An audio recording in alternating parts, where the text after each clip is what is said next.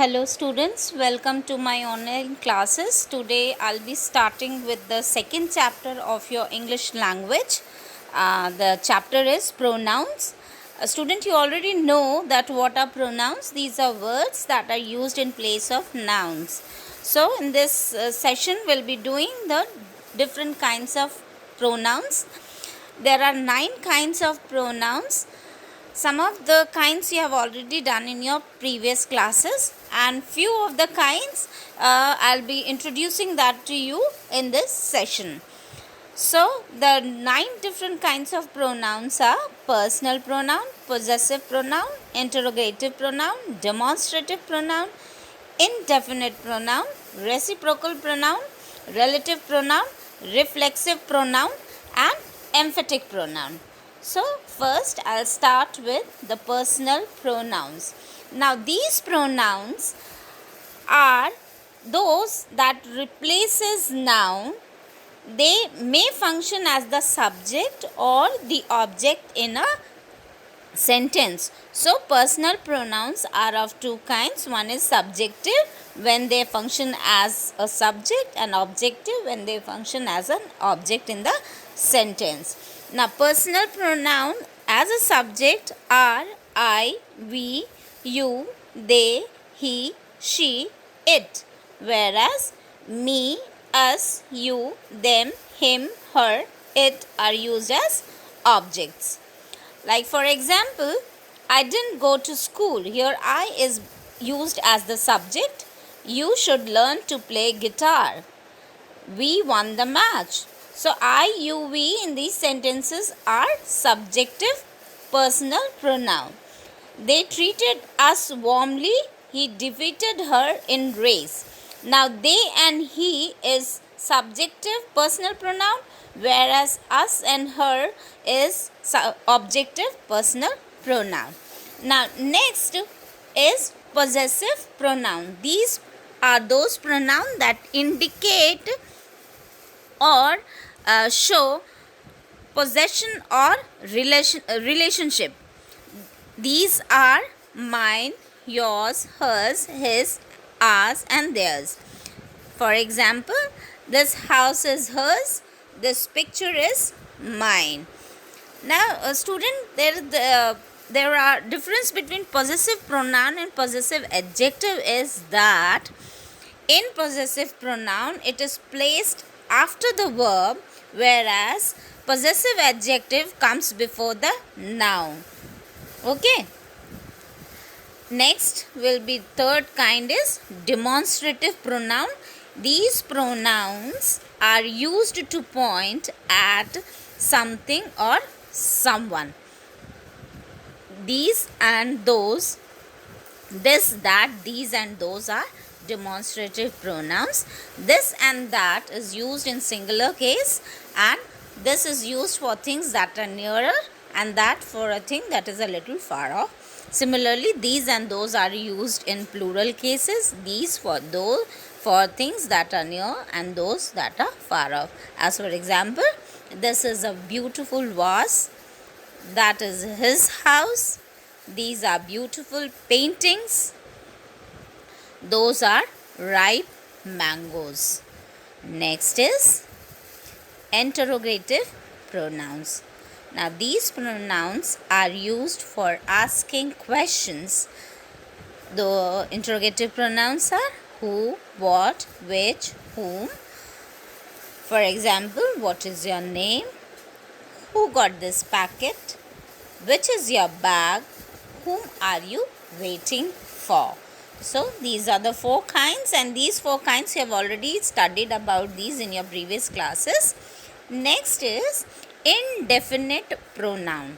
Now these pronouns do not refer to any specific person, thing, or amount.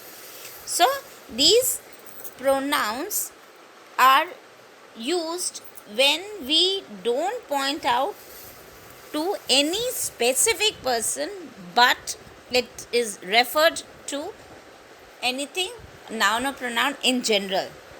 So these are like everybody, anyone, everything, someone, something, nobody, all these. For example, everybody enjoyed the party. Here we are not pointing at a particular person or a particular group, but we are saying that everybody in general, means all those who were present enjoyed the party. Anyone can apply for the job, not specific, but anyone. Everything is possible. Though the food was stale, nobody complained. We are not saying that he or she or they, that group complained, but nobody complained. Okay, so we are using this term indefinite, means not to a specific person or a group, but in general we are using these terms. So these are known as indefinite pronoun. Okay, now next, sixth is reciprocal pronoun. These pronouns are used for showing that an action or feeling is reciprocated. That means these are used to refer an action occurring in one direction and also back in the opposite direction. As for example, they play with each other. Sam and Suresh hate each other, means Sam hates Suresh and Suresh hates Sam. So this is reciprocated. The next is all living things on earth depend on one another, means this is also reciprocated. If I am dependent on non-living things, or I am dependent on others are also dependent on me. So we are dependent on one another. Okay, so this means that the action is reciprocated. What I am feeling or what one person is feeling, the other also have the same thing for the other person. So reciprocal. Next we have reflexive pronoun. Now these pronouns are words ending in self or selves that are used as object of a verb. So these are words ending with that, and when the subject and the object of the sentence are same, it is known as reflexive pronoun. So these are used as an object. Like you can see, for example, I saw myself in the mirror. Saw is verb and saw whom, myself. So that is object. He made cake for himself. Made what cake? For whom? Himself. We bought ourselves some snacks at the farmer's market. So here ourselves is the object of bought. So that's why this is reflexive pronoun. Next is emphatic pronouns. See students, reflexive and emphatic pronouns both are words ending in self or selves. Okay, but the difference you can make out by the way they are used in a sentence. Like emphatic pronoun is as I told you, reflexive pronoun acts as the object of the verb.